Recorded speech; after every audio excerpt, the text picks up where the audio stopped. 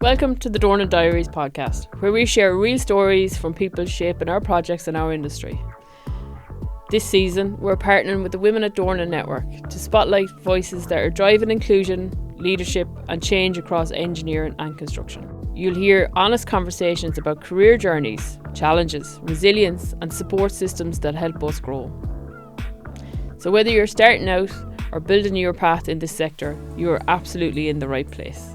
This is the Dornan Diaries podcast. We're back again. We have Monique who is joining us. Monique is a site administrator at Dornan. She is new to the country, new to the Dornan. So she's popped on this time to introduce herself to the business and get a little bit of experience in the podcast recording. So she's helping me today with the interviews. And then obviously we're joined by Joanne, who's the Southern Regional Director for CIF. So I'll hand over to Monique. You can take it over from here now and hand back to me when you're ready. Hi, Jo, and thank you so much for being on here. What a privilege to sit down and speak to you. What me as a person that obviously doesn't know what goes on, sort of in the Irish system, would you be able to let everybody know what the CIF actually is about and what it stands for? Yeah, thanks a million. Thanks, Monique, and thanks, Josephine, for having me on. I'm delighted to have the chat with you. So yes, firstly, Monique, welcome to Ireland. I hope you're enjoying it so far. That's amazing. Brilliant. And we're even happier that you're part of the construction industry, obviously. Look, the construction industry, or CIF, I should say, is the Construction Industry Federation, and essentially it is made up of construction companies. So we represent members of the construction industry, like Dornans, and we are, I suppose, spread across Ireland. So we have members covering the whole country of Ireland. Our head office is in Dublin, but we do have a regional office in Cork and a regional office in Galway. I'm based out of the Cork office, and my, I suppose, remit is to represent the CIF members for the southern region. So that's more or less from Clare across to Wexford and down. So just a few members. Yeah, it's a big space. Yeah. So part of what I do would be I would meet with members regularly as part of what we call branch meetings. And we would, I suppose, give them updates as to what's happening within the industry, whether it's related to housing, mechanical, electrical updates, main contracting updates, could be industrial relations, employee relations, safety. We also provide a training service as part of CIF, which members have access to. So like really broad range of services available to our members, as well as the meetings that we provide updates in. We listen to members' feedback and we listen to what they want more of, or maybe where they need more representation.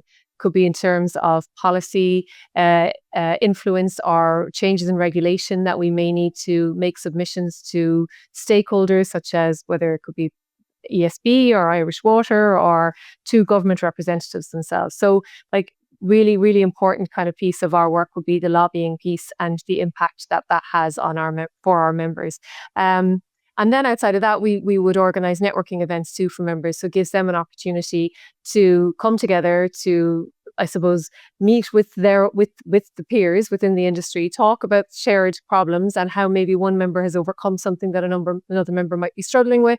And as part of that, also we would have speakers in to give them updates from, again, whether they're an industry stakeholder, government minister, representative, etc. So really broad range of this set of services and mechanisms to support the members in the industry across the country. That sounds like quite a big hat to fill for you, because obviously with the research we've done, we know that your traditional entry into the construction industry was more HR and health and safety.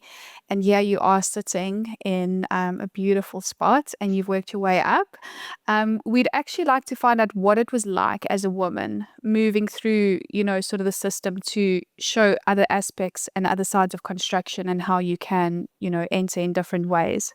And listen, I would be totally honest with you. I didn't start out my journey from school with the idea that I was going to get into construction. I did graphic design after. Standard enough. Yeah. I did graphic design, from after leaving cert. And I worked as a designer for a number of years before I got the travel bug and did what a lot of people do. I went to Australia and did all of that, got it out of my system, came back and then realised actually I don't want to do design anymore. And so quite kind of by accident, or luck, we'll call it, whatever way we want, I got a job, a temporary job in one of the pharmaceutical companies in Cork, working with their project team. So I was working with the project engineers and the health and safety team on an expansion on one of the pharmaceuticals. So it was a fantastic way actually to learn the regulatory side of the industry. And it was a really good avenue to kind of start with from my perspective in terms of construction and the technicalities around it. So anyway, I was in that job for about a year and I was like, I kind of like this. Ended up going into another temporary role and in another project engineering company it's in Cork for a fixed term. And following that, then I found myself in a company starting out with, again, they're starting their health and safety department. I then trained, got a cert in health and safety, then got involved in their quality management systems, their environmental management systems, their health and safety management systems. So I ended up training and qualifying as a lead auditor in those areas. And kind of gradually then, like, the role just kept expanding. And as it expanded, I got massive opportunities. I was very lucky and very privileged to have been given the opportunities I was given. And ultimately, I trained up in human resources and became their HR manager. I was at that company for 15 years before eventually actually joining the CIF at the end of 2022. So like, it wasn't a straight path in. It never is, but yours seems really, really long. It was really, like, it was quite kind of diagonal and zigzagged and up and down. But you know what? I learned so much because I was working in so many different parts of the industry and because of, I suppose, the route that I took, it really gave me great experience and I gained massive insight. Yeah. In terms of how I would have said that I was quite lucky in that I never felt, as a female in the industry, I didn't feel different. Now, maybe that's because of the area within the area that I was in terms, it was health and safety, it was training, it was quality management systems, it was HR. So we call them the clean kind of maybe part of the industry. I wasn't really I would have been out on site, but it wasn't very often. So as I said, I felt quite lucky that I never felt different or felt that I didn't belong in the industry. I suppose the biggest challenge that or on reflecting back, and I could be jumping ahead now of a question that you might have for me later, but these opportunities and career options aren't placed in the mindset or in the orbits of girls at a younger stage, particularly in schools. Well, that's exactly it, yeah. That brings you on to as a question I was intrigued to ask about career guidance. I met you previously and you mentioned about the bust in 2008, and it still has a fear around our industry and people joining it. And for conversations still with parents that, kids are still getting that career guidance to stay away from construction. Like, how can, I suppose, us as an industry tackle that? Like, it's not just females that are being voided off. It's like, it's also young boys as well that are been told. I had it recently, one of our colleagues said, construction is exactly where a young fella should be, but career guidance teacher said, no, an accountant is what you should be. Yeah, and it's so wrong because it is misguided. And unfortunately, there are stats to demonstrate and indicate, I don't have them to hand, but the dropout rate for first year college is huge because for that very reason that kids are being directed down a path that isn't for them, for the simple reason that it's because it's traditional or it's because it might be seen as the right career path. But now more than ever, we need to be encouraging young people into particularly the crafts. I think I have a bit of a mental block with calling them trades. Totally my own personal thing. I like to call them crafts because I do believe that they are craftspeople, and I think that they deserve to be elevated as that. They train hard to be experts in their field, whether they're plumbers, carpenters, electricians, electrical instrumentation, painters, tilers, bricklayers, whatever it is. Like, it is a craft, and but with AI coming in, the traditional jobs are probably going to be the first ones to be technically maybe removed from the orbit of young people. Slightly made redundant, yeah, exactly. So I think now more than ever we need to be encouraging and changing that narrative and looking and saying, wouldn't it be great to be able to put your hands on a job and be part of physically, building your future, like literally building your future.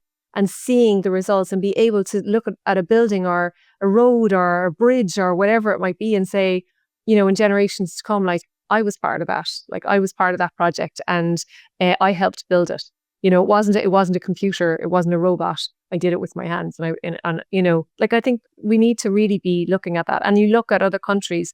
I think Denmark is one for, that springs to mind, where they treat the craftspeople like they should be. They're treated royally, and they're elevated, and they're seen as as experts, and that's where we need to get to. We need to remove that narrative around construction's a dirty job, or that it's that crafts are for people that aren't really made for college. That's all wrong. Yeah, or the next bust is just around the corner. And that's so far from the truth. Like, okay, let's be honest. We know that there's an awful lot of work being exported at the moment. In terms of, like, we're actually, it's not that there's a bust in Ireland. We're exporting our resources and because first and foremost, they're so well trained. They're so well experienced. They've great experience behind them. They're well respected, well regarded, and so the Irish companies are being seen overseas as, like, real, productive workforce. So that's one thing that we're doing. But we have the funds committed to invest in Ireland. We're never going to go back to where we were in terms of that, where we, back in 2007, 2008, 2009. We're not going to go back there. We have learned from, the country. I don't want to say we in the construction industry. The country has learned from those mistakes. The construction industry has always demonstrated that it is resilient and that it will deliver. I mean, we saw, like, if you look back at even the pandemic, what was the one industry that was seen as essential services? It's construction.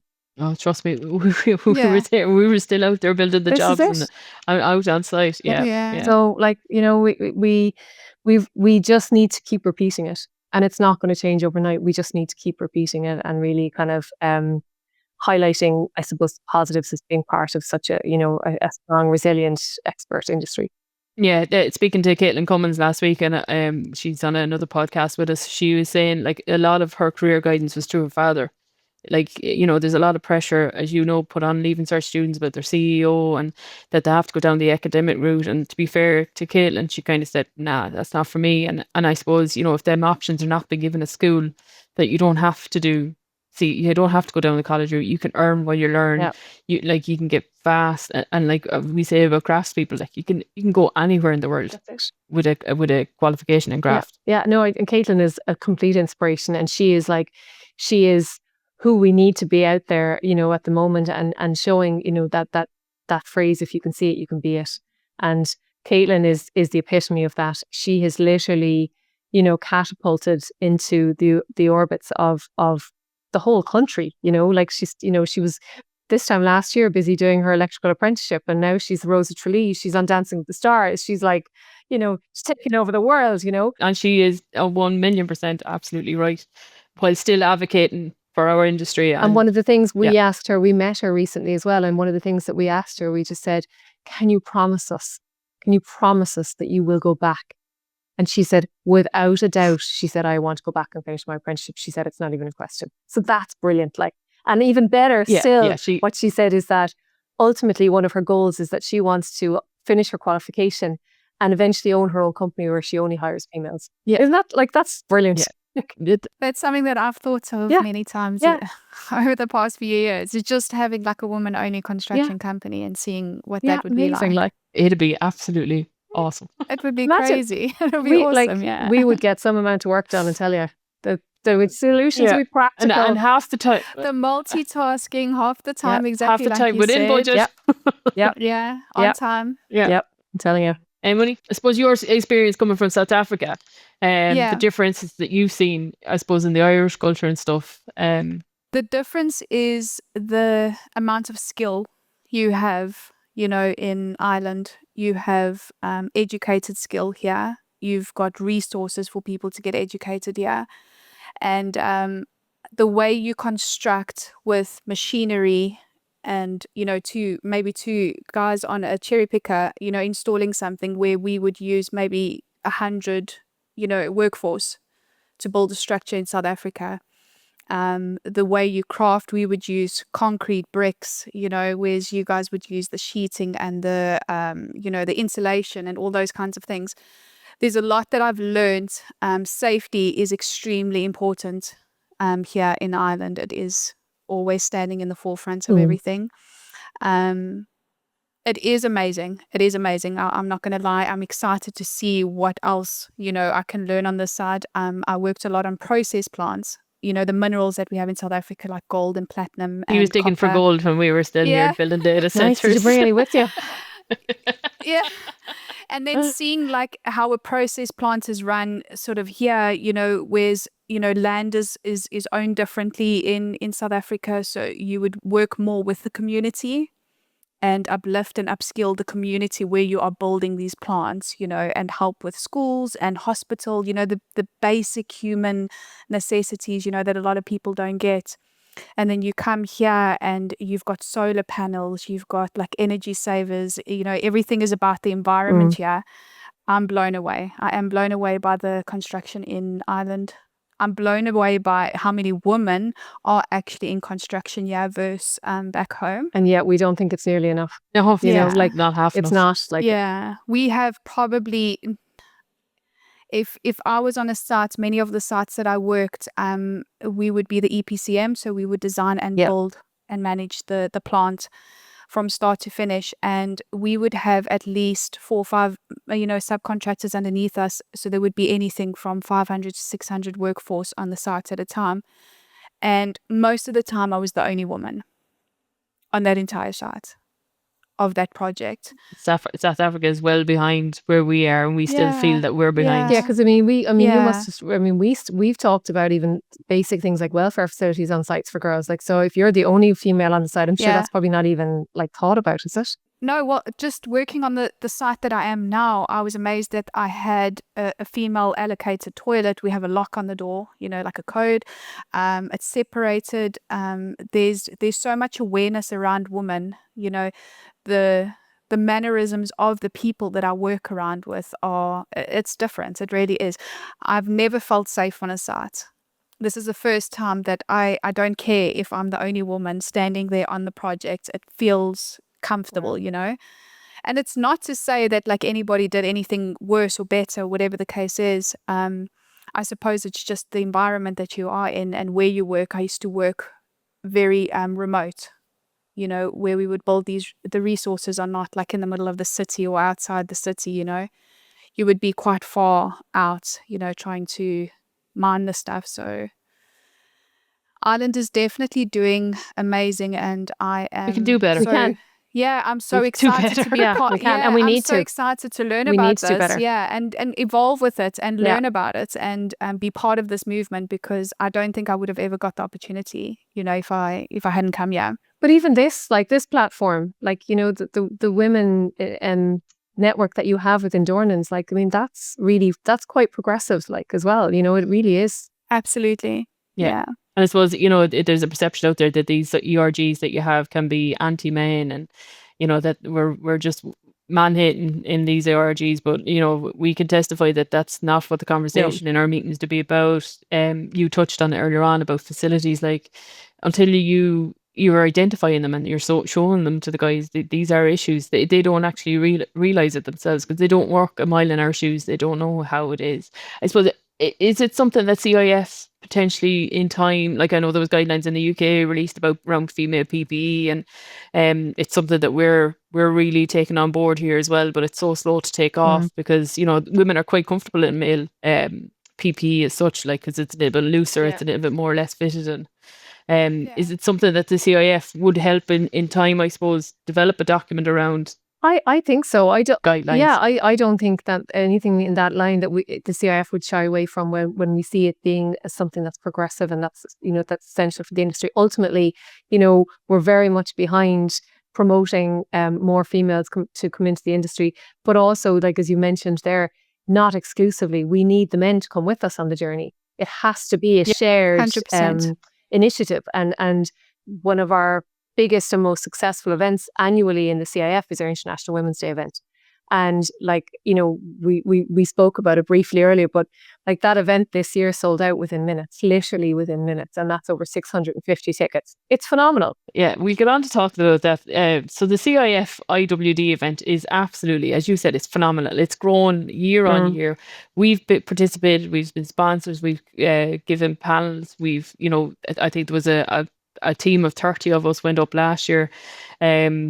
It's absolutely phenomenal how much it's grown. And I believe you're emceeing it again this year, Joanne. I'm going to try anyway. You must have done a great job. You did a great job last year. They've called you back again. Yeah, we'll see how it goes. We'll see. We'll give it a second try anyway. We'll go with the flow. But no, it's an empowering event. Like the energy in the room is like, it's palpable, isn't it? It's just and most importantly, the key stakeholders within the industry who are male are in the room as well. Like, so you've got your chief executives and, from many of our largest companies throughout the country sitting in the room and listening to what we need to do, what is being done, what's happening, but what most importantly, what we need to focus on and how can we do better? How can we attract more females into the industry? And I think for me personally, I think it absolutely has to go back into the schools whereby, we're really addressing the inequity around the access to construction related subjects for girls in all girls schools. And like, even just on that, like there's statistics, like, so, we're in 2026 and we still have a situation where just 5% of girls in single sex schools report access to construction studies, 6% to engineering and 20% to technology. And that's compared to 84% and 74% respectively in mixed schools. Like, that's it's astonishing. It's astonishing. Like, how are we still only there? And we're talking about the fact that we only, the construction industry only has 10% of the industry is made up of women, with only 1% of those actually being on site. Sure, is it any wonder when you go back to the schools and you look at those statistics and you see the limitations that are on girls in terms of the access? So if they don't have access to the subjects, it's not even going to be on their radar to look down the path of unless they're lucky enough maybe to have a family member or a relation somewhere, that maybe might be in the industry. Like Caitlin, that was her, like like Caitlin, that had her dad saying, look, maybe go down another route. This is how you go about it. She said on the podcast that she had sent out a ridiculous amount of letters before she just got one back saying, yeah, we'll take you. Like that's absolutely, like, and the reasons were inexperienced, hadn't got, like, if you're not, like, if she's, at that age, she's not getting the door open to her. No, and I suppose just on that, like, I would hate to think that we would be going down the route of a narrative whereby girls weren't being welcomed by companies into the industry, because I think importantly around that, and with respect to companies taking on apprentices, whether you're a girl or a boy, companies now will look to see what you have done previously in terms of if you've gone and got work experience, or if you've previously maybe done some summer work on a site. You can't, like, so that's, I think, to be fair to the employers, they do have to ask those questions, and they do have, when they're looking at applicants coming through for apprenticeships particularly, it's a minimum 4-year commitment for these employers. They want to obviously know that they're going to be getting apprentices in who are demonstrating that they're committed to it.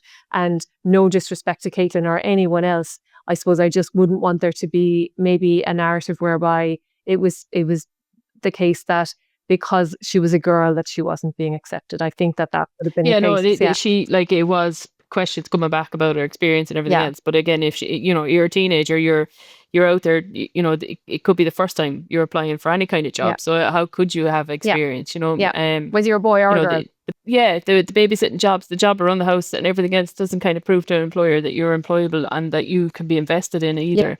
So it's quite hard when you're starting out to get noticed and get, But again, like, even, sorry, and just on that, there's one of the initiatives that the CIF has, which is the Safe Pass for Schools initiative. And basically what that is, that we facilitate up to 20 students in transition year. They have to be at least 16 years of age, but to be trained in the Safe Pass, which then gives them access to work experience or summer work or whatever the case may be on construction sites. That's a real door opener. But again, like, without us being able to get into the all-girls schools or the mixed schools, girls aren't going to be given that opportunity, or they're not even going to be aware of it. So again, we're pushing hard to drive that initiative forward and get more funding for it, because it is, again, it's becoming one of our most popular initiatives with schools and with members, which is obvious, like, because like the members see it as a pipeline of, the workforce for the future. Just on getting into female into girls' schools, how do you do you have any obstacles? Have you how much work has CIF done to get into schools as such across the country? And how CIF, or how you're developing your kind of schools programs and getting into the girls' schools? Yeah. So as you mentioned, we do have a well-established again structure around careers in construction for schools. We do have template documents available for our members. We do rely heavily on the members to kind of, I suppose, collaborate with us, and even independently maybe go and visit the schools too, because we may not always be able to kind of go with the members to school. We will always try and facilitate when we can. We will always facilitate with the documentation and get everything prepped in advance, etc. But so I suppose the key is the way we would kind of propose it to members would be, find a school maybe in your location where your head office is based, or maybe in a location that you're doing a major project, and reach out to that school and see then if they would welcome maybe a visit or a talk from that company or that business to come in. The best way to do it is, and I had this experience recently. I went into a school in Cork with 2 member companies. It was an all-girls school. It was the first time this particular school ever had a construction studies or construction-related company come in and speak to transition girls. They've had every other industry you can imagine, but they've never had someone from construction. It was so successful. We had 100 transition year girls that day. As I said, there was 2 companies, but the way we framed it was the 2 companies brought either recent graduates or college students on placement with them in construction related careers to come in and talk to the girls. So I'm a dinosaur basically, yeah. So it's more relatable, yeah. To be fair, they want to be talking to people that they want to talk to someone at their own level. 100%, or so that and equally, the graduates could were able to say to them, I was where you were 5 years ago. I didn't know what I wanted to do, etc. There was one girl, she qualified as a civil engineer last year. She's working on a project in Limerick now, a huge project, and she was talking about how her experience of actually being a female on a largely dominated male site. And she said she actually gets more respect. She gets listened to more than the guys that are there for decades. She said because they kind of stop and they're kind of going, oh, she's got something, she's right, or she's got something, that word we hadn't thought of, or so she's actually had a really positive experience about it, or with it. There was another girl there, she was from Brazil. And she qualified as an electrician in Brazil, having put herself through her studies, I think working, not, I suppose all the part-time jobs she needed to do to fund it. And she went on then, decided she wanted to study to be an electrical engineer, and again had to fund herself through it. So worked some difficult jobs during that and moved to Ireland. And when she came here, she couldn't get work. And we're calling out for these types of experts, but she couldn't get work. So she worked in security and she worked as a cleaner, until eventually she was given the opportunity. She just stood there and told her story. And without any prompting, she had 100 teenage girls, 16-year-old girls who, we know can be hook, line and sinker. Yeah. They gave her a round of applause. They gave her a round of applause on, completely voluntarily. So it resonated with them. She had a real story, and she battled to get to where she is, and she just told it as it was. And she said how happy she is now to be doing what she loves and getting, rewarded in terms of she's being paid to do what she loves. But she had to graft, and it wasn't easy. So it's those kind of stories that give you the goosebumps, that kind of give you the drive to kind of go, okay, we need to do more of this. But equally, again, there was another event that was held in Dublin earlier this month called I Wish, and it's an event that's been running for the last 12 years. Its focus is on STEM-related careers. It's aimed at transition year girls, and every year they get approximately 4,000 transition year girls attending this event from all over the country. At the end of 2024, I was contacted and asked if I would have a chat with the organisers of the event. Up to that point, they had never had a construction angle as part of the event. It was STEM but in the science and the tech side, construction wasn't even considered. So we attended the event last year, and there were some CIF members there, but it was kind of unstructured in terms of the construction angle.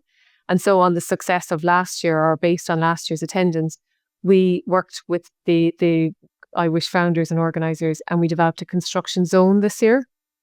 So the first time, basically, again, 2026, and it's the first time that a STEM event is actually acknowledging that construction is an essential part of STEM.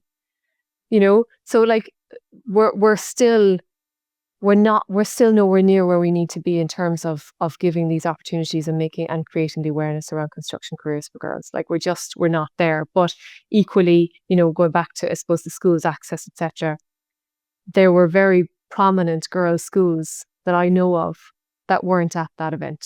And and I don't know where that responsibility lies.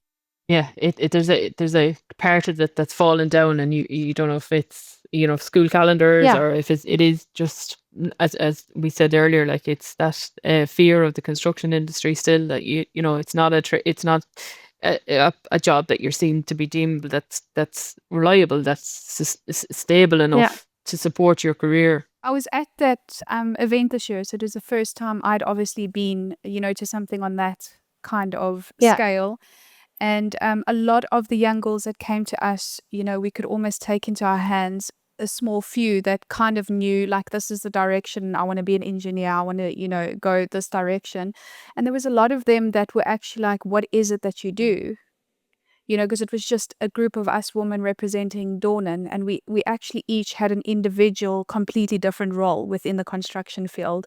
And the girls were actually quite shocked at how much diversity there is within our field, So I definitely think it should be something that should be highlighted even more and more, going forward on more. Yeah, and we've seen it in sport, right? We've seen it in sport where, like, unfortunately, girls at a certain age tend to drop off in playing sport, particularly kind of when they go into secondary school, unfortunately. And there was a big campaign, I think, a few years ago around the GAA, if you can see it, you can be it, similar to construction. If you can see it, you can be it. And we need to be presenting these, like yourselves, putting real people in front of the girls and saying, like, this is what I do. Like I don't know, Monique, if you saw Katie Mullins, she's she's an Olympian hockey player for Ireland. And she actually spoke at the construction zone at the IWISH event. And I happened to be, unfortunately, and underwhelmingly for the audience, up after Katie Mullins.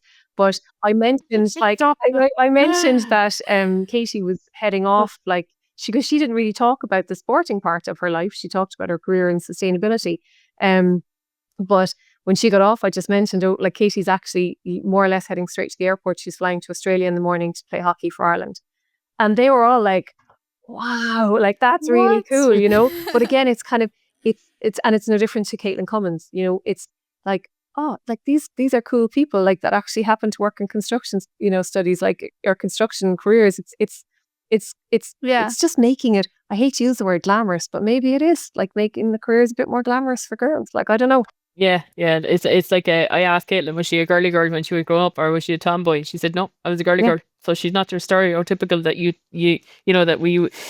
I suppose young girls would normally associate being a tomboy, that you go into the construction industry. Yeah. She said she was far from it. She was into her makeup and everything else. She said her sister is more of a tomboy than herself, and her sister wants to be an influencer. And that's gas. And I don't know if you've come across the tarmacking mammy on Instagram and TikTok. TikTok. Yeah. Like, she's fantastic as well. Like, she's, again, like, she started out as a beautician and ended up basically going into her. She's definitely glamorizing the industry.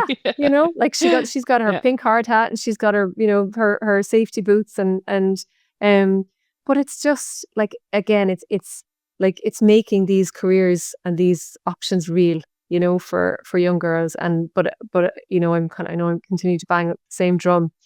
We absolutely have to be getting into the girls' mindsets at a younger age, maybe even primary school, like. Wouldn't it be good as they're transitioning into your, I don't know what you call it here, middle school? So there's primary school and secondary school. Yeah. To kind of, start directing, where do you think you're going to head, because nobody knows what they want to do, even when they do finish school, at 18, you're still like a deer in the headlights. You don't really know. but maybe if there's more options and more put in front of them, it makes it kind of easier. I can actually be anything. I could be an astronaut. I could be a rugby That's a bit. player. I could be a Yeah. hurling player. I could do anything I want to do. It doesn't matter Yeah. what I am, Yeah. you And I know? think even if you look at, and it's only something that I noticed actually this Christmas for the first time, that the toys, there's like pink tractors for sale, so it's even just changing 100%. kind of, again, like making all toys accessible to everybody, not just like tractors and power tools for Yeah, that boys. you don't And have Barbies for girls and yeah, an Action Man for and it boys. has to be like, again, I'm all about, bringing everybody along together. Like nothing should be exclusive of whether you're a boy or a girl, either way. And I think there's possibly a generation coming behind us, thanks to their parents and the open mindedness, that there won't be gender disparity Yeah.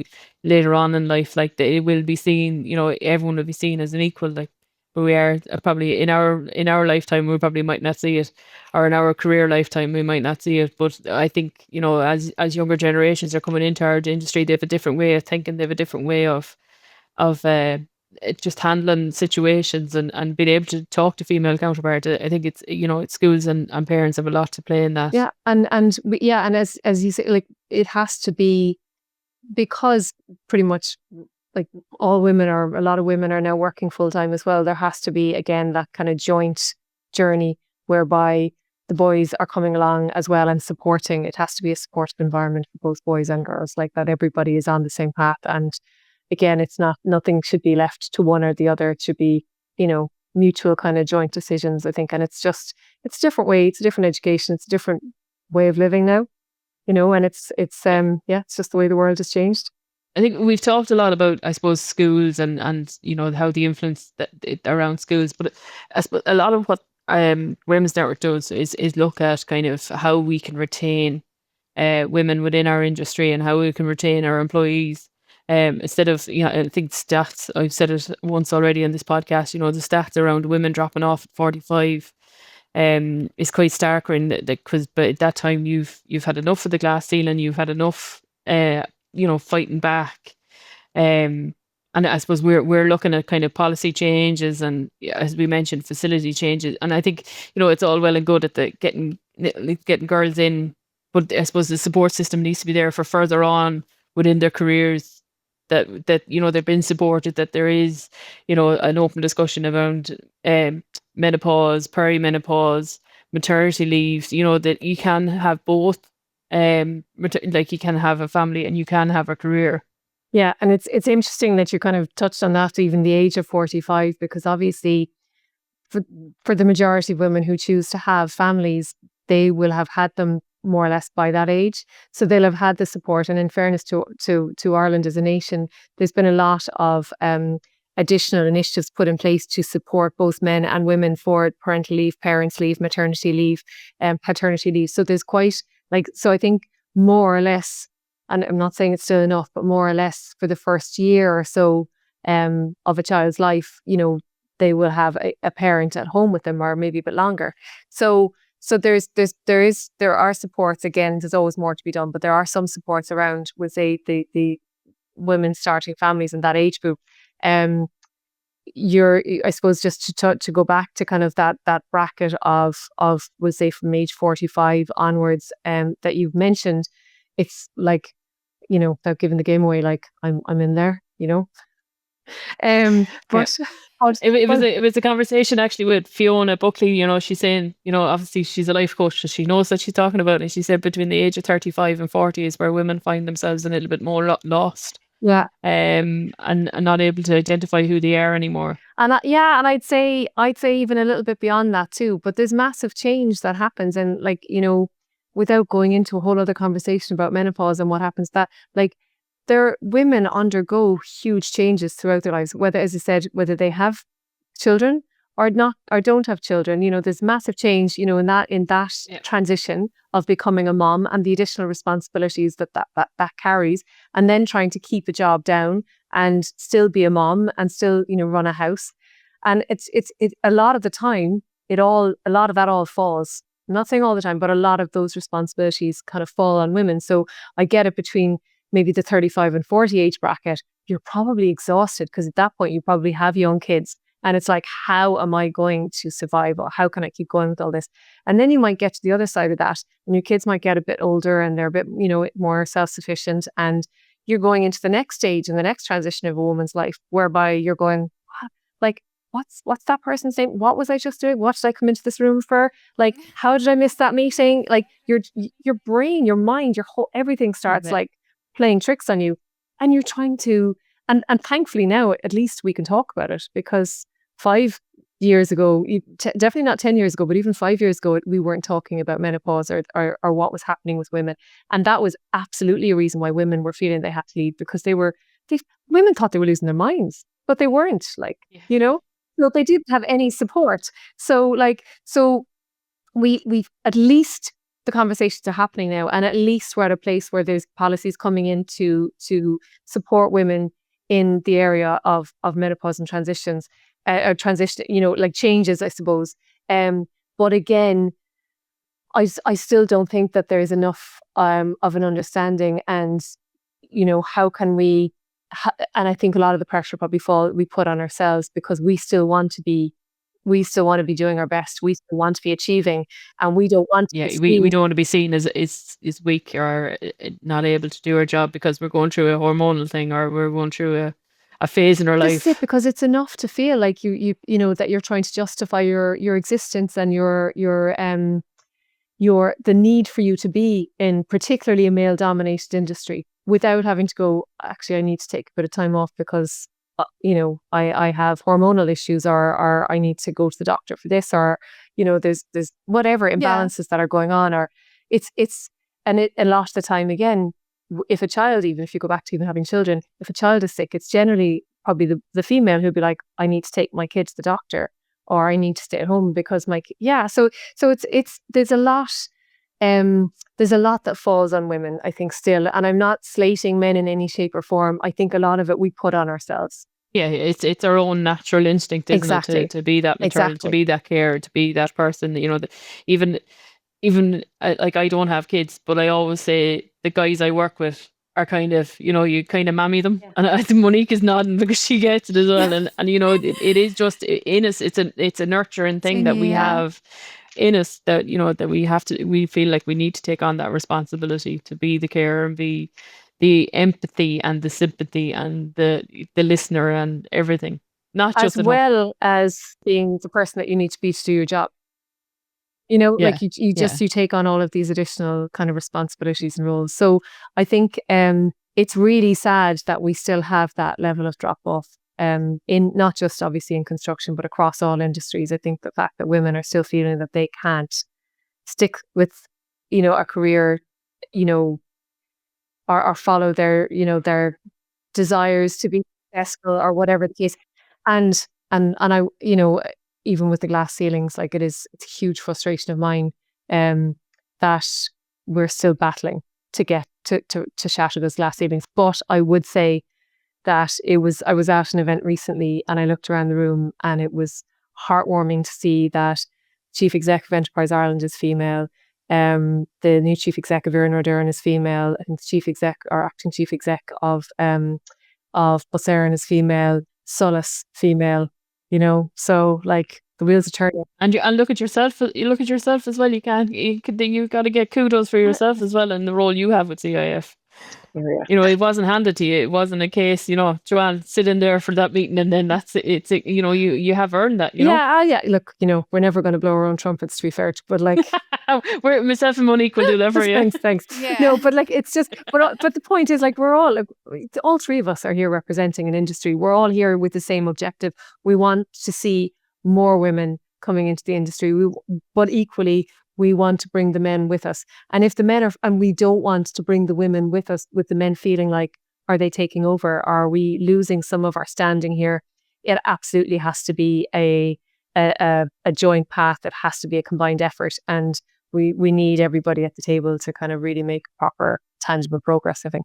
I suppose just on that, allies are kind of crucial and important, aren't they? I suppose I had a conversation with Fiona Buckley, because obviously she sets up networks, so she understands the importance of an ally for her network and for obviously women in our industry. During your career, Joanne, did you ever have kind of an ally that you could, that helped support you or gave you that little bit of a push forward? I'll be totally honest with you. I went to a coach. I had a coach going back to, let me think back when it was.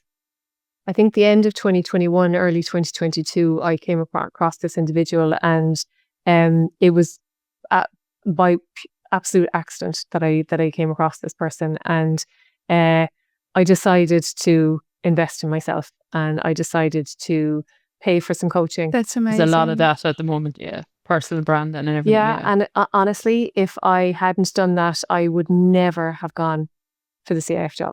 So there you go.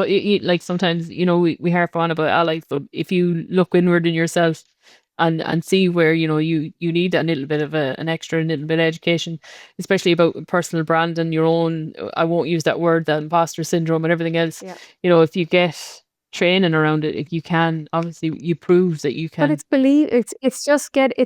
and this is the sad thing, is that we have to get someone else to tell us to believe in ourselves. Like, you know what I mean? Like, but I think it's definitely something as an industry that we should be asking companies to invest in. We should be asking companies at a basic level, to be bringing coaching to the table for their employees, especially, invest in the employees. We've always had companies who invest in training. Coaching absolutely is an essential, because, going and getting a postgrad or getting a higher diploma or whatever mightn't necessarily be what the individual needs to actually excel and move to the next part of their career and to break through that glass ceiling. It might just be a little bit of somebody believing in them and kind of saying, you know what, you actually have all of the skills. You just need the confidence to believe in yourself to achieve it. And I suppose we started under the guidance of David Myers, our commercial he's one of our directors and shareholders.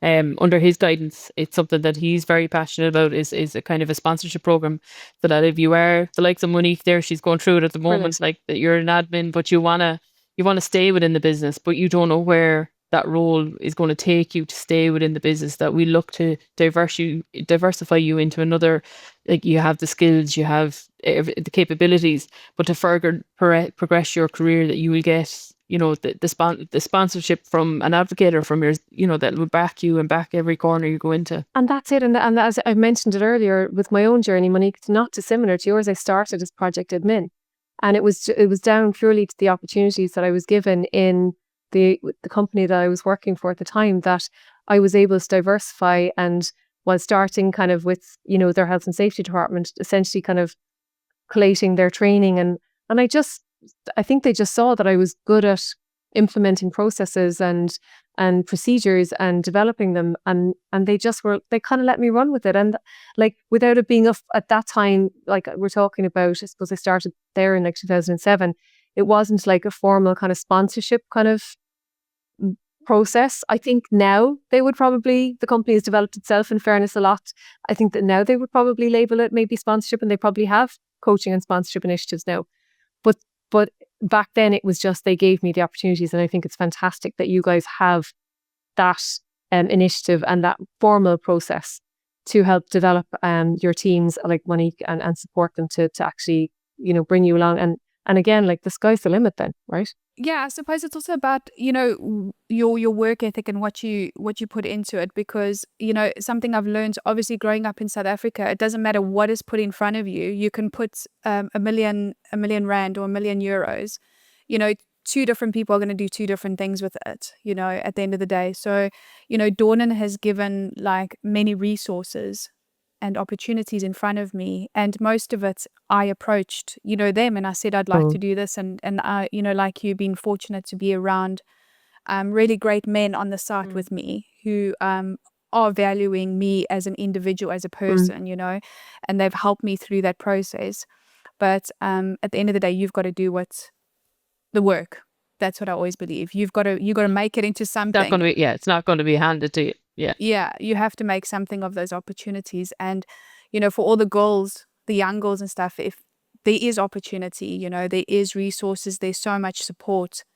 And now it's just about getting the loudest voice out there to really like let the girls know, like, there is opportunity, there is ways, to do anything. And it's a great industry to work in. It is, isn't it? Like, it's just... 100%. yeah, we wouldn't be here now if we didn't love it. No, Like, you know, and I love that the network that it's creating too, you know, in terms of the women in the industry, and even like you guys have already met with a number of people to kind of, you know, as part of this podcast series, and it's having, I'd say each and every conversation is probably so different, but it's like, I'd say it's really energizing to kind of come away and go, God, like, you know, the likes of Fiona Buckley or Caitlin Cummins or whoever, you know, like they're trailblazers. Like Caitlin Cummins is like 20 odd years of age, and she's a trailblazer. Like, yeah, and I, you know? I do have to commend Joanne White and the crusade she's Yeah. on as well with Women in Construction right. Ireland. Like, you know, I met her actually at the CIF. I had met her before online or whatever, but I met her at the CIF event last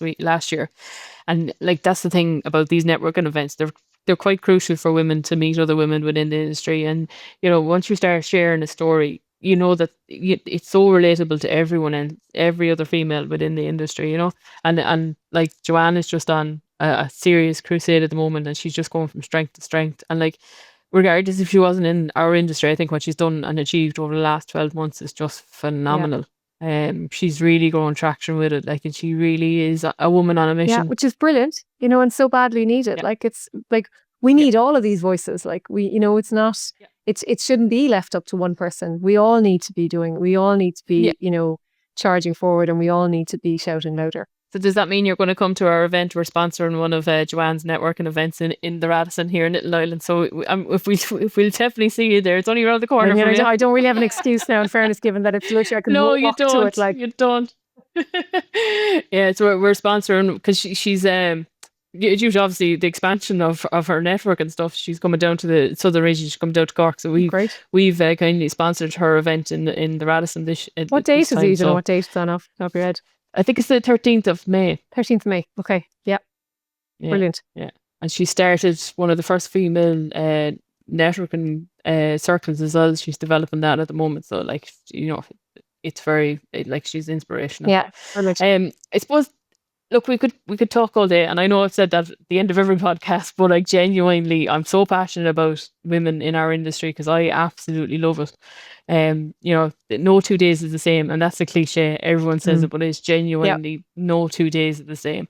And because you're dealing with male personalities, and you know, they are, you know, as much as we give out about them in our own personal way, but you know, they're breathtaking. They deal with things differently, and that's why we're yin and yang. We need both. I keep saying it, we need both. Yeah, we need both.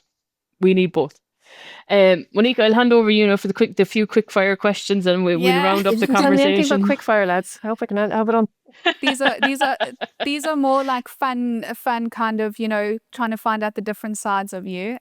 So one of the so not construction related. No. No. So are you a tea lover or a coffee lover? Tea all the way, Barry's tea. Red label. Oh, love that. If you had a superpower, would you want to fly or be invisible? I know, I had to think about it too. I think I'm kind of veering towards being invisible. I don't know why, because I feel if I'm invisible, I can just move around and people won't notice anyway. So, but then you might hear too much. There's a pro and a con. Yeah, true. Yeah, that's a tough one. Mm-hmm. And are you a night in girl or a night out? I'm very boring. Yeah. Oh, no, that's not boring at all. I think it's amazing. Yeah, it's the best thing to do ever. What would you say to your younger self, you know, with everything you've been through at this point? I kind of similar to what I said a minute. Believe in yourself. Believe in yourself, and don't listen to the negatives or let the negative noise get into your head, because it's only noise. It is only noise. Yeah. That's amazing. Yeah. Thank you. Thanks very much for joining us on the podcast, and we'll see you at the IWD day as well. Thanks, Monique. Thanks, Josephine. That's it for this episode of the Dornan Diaries podcast. A big thank you to our guests for sharing their time and insights, and a thank you very much for listening. If you have enjoyed this episode, could you please like, follow and subscribe? We'll see you next time on the Dornan Diaries podcast.